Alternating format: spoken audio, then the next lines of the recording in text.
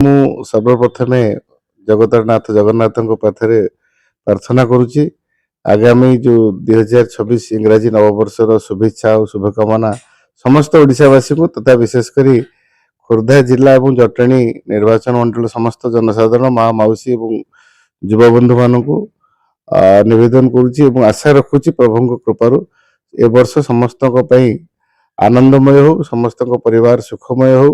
ସମସ୍ତେ ଶାନ୍ତିରେ बसवास करतु एतिकी बार्ता मु आज प्रभु जगन्नाथ पाखे बार्ता निश्चिंत भाव प्रभु कृपार दीर्घ 25 वर्ष पर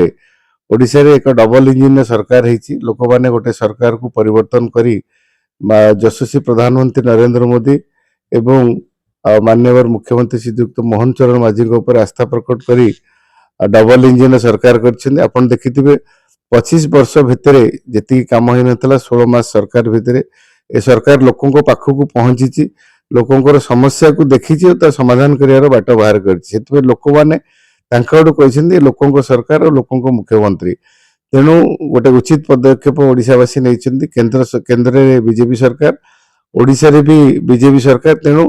केन्द्र आगु जो केन्द्र अवहेला बोली कहीकि बाद दौले किंतु आगामी दिन में बर्तमान से बाधक सजीव ना केन्द्र अनुदान राशि ओडिशा राशि पहुंचो ओडिशा राशि सबु जगह एकाठी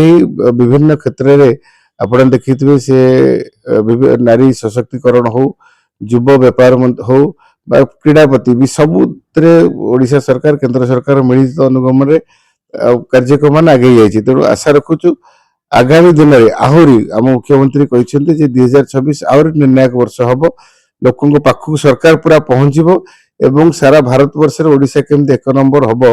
पूरा प्रचेषा जारी रखी आशा रखुची आसतु समस्ते मिलमिशि